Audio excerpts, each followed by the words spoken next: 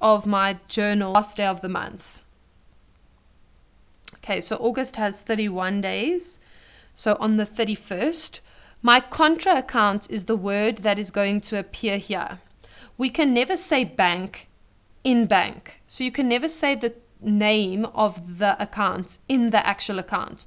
There always has to be something called a contra account, and that is the word that goes over here. So what is this? What are we posting? We are posting the total amount of money that I have received for the month. So this is going to be total receipts. Okay, which journal is it coming from? It's coming from my CRJ, and the total we worked out was 19734. Okay, right, so just a little recap. I don't know if you guys can remember, but I've always taught you that the double entry principle, that for every debit there has to be a credit. So when posting from the CRJ, we are going to debit bank with the word total receipts. And what are we going to do to all other accounts? We are going to credit them, except for cost of sales, because cost of sales is a non-cash item and cost of sales is married to trading stock. So when we get to cost of sales, I'll explain what we do there. All right.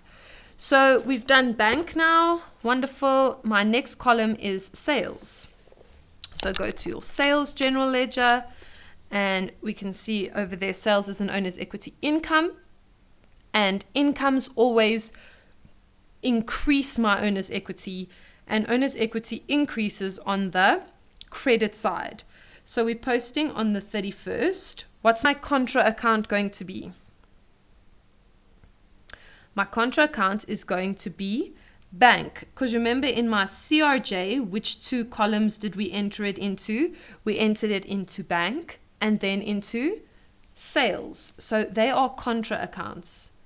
CRJ, bank, CRJ, and the total that we worked out for sales was 6984. Alrighty then. My next column or total is cost of sales. Cost of sales is an owner's equity expense.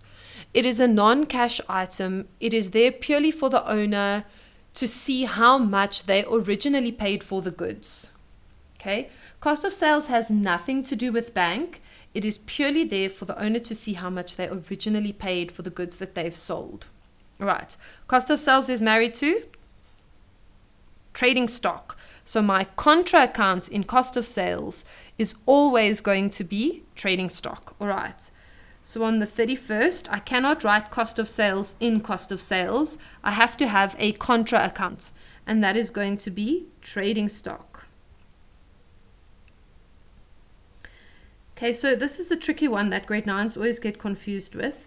Whenever we post something into the cost of sales general ledger, we have to make sure that we apply the double entry principle. So cost of sales is married to trading stock, and we have just debited cost of sales with the word trading stock, and we need to put in that amount, 4850. So double entry means that for every debit there has to be a credit. So we just debited cost of sales. So where is my credit going to be? My credit is going to be in trading stock. Okay, so trading stock on the credit side, because my trading stock is decreasing. It's trading stock that I have already sold. So 31st of August 2013, what's my contra account going to be? Well, where was our debit? Our debit was in cost of sales with the word trading stock. So my credit is going to be in trading stock with the word cost of sales. Did you get that? If not, rewind. Okay, and it is the same amount, 4850. Cool. Right, our next column is actually sundries, and it says there, okay, so we've posted all of those now, grade 9s. Posted bank, sales, and cost of sales. Okay, the total of the sundry accounts column consisted of rent income of 750 and a capital increase of the owner on 25th of August. All right, so remember, sundries are always posted on the day that they happened and not at the end of the month. So let's do my rent income, which was on the 5th of August.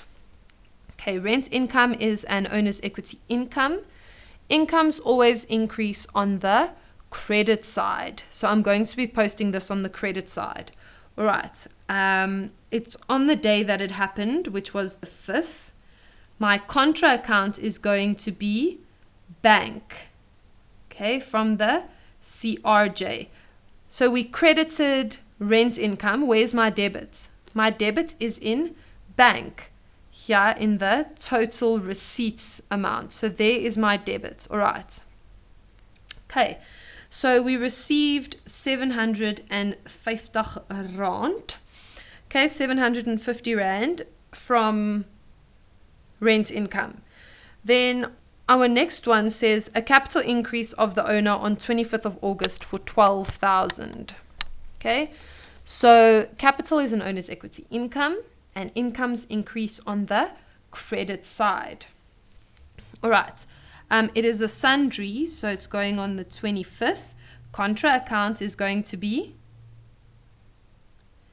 bank from the CRJ, and that is going to be 12,000 rand. Okay, so I just want to do a quick little summary of what I just did there. Hopefully this will make sense to you guys. Okay, so when posting from the CRJ, okay, what do we debit and what do we credit? Okay, we are going to debit bank with the word total receipts, and we are going to credit all other accounts with the word bank, except, is that how you spell except? Anyway, who's checking? Okay, except for what? Cost of sales, because cost of sales is married to trading stock. Now, what do we do to these two accounts? We are going to debit cost of sales with the word trading stock and credit trading stock with the word cost of sales. So that's basically a little summary of what we just did. Okay. Right, moving on to the CPJ. Okay, CPJ also has some missing amounts, but we know how to work that out, don't we? What amount is missing? Trading stock. We know that all of these columns added up together, including my sundries, should give me bank. All right, so we can either add it up and then subtract the two amounts. I'm going to do it this way. So my bank was 12,479 minus my wages of 1,200 minus my consumable goods of 915 minus my sundry of 3,480, and that missing amount is your trading stock. So my trading stock is 6884. Now, if you add all of those amounts together, it should give you bank. Let's just double check. 6884 plus 1,200 plus 915 plus 3480 should give me my bank of 12,479. Cool. So we are correct. Okay. So now you have to have a little bit of a switch in your thinking, because now we are posting from the cash payments journal. Okay, so cash payments journal, what effect is that going to have on my business's account? If I am paying, do I have more or less money? I will have less money because it is money that I have spent. The money left my bank account. So my bank is going to be decreasing. All right, so cash payments journal, we are posting bank. Okay, Bank is an asset. We just said that my bank is going to be decreasing. So it's going to go on the credit side. It's a total, so it will be on the 31st of the month. Okay. My contra account, what are we posting? We are posting the total of my bank account. So it's going to be total payments.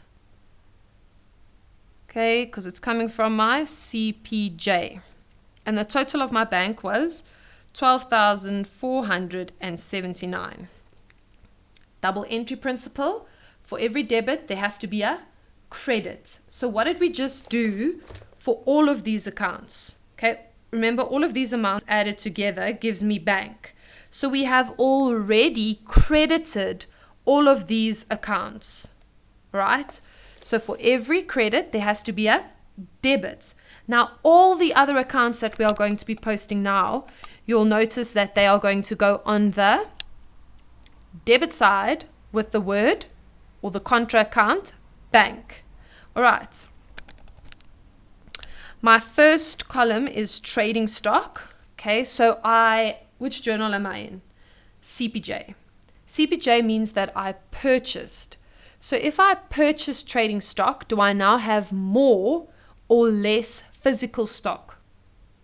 I bought more, so I now have more stock. So trading stock is increasing. Trading stock is classified as an asset and it increases on the debit side. So I now know that I have to post on the debit side.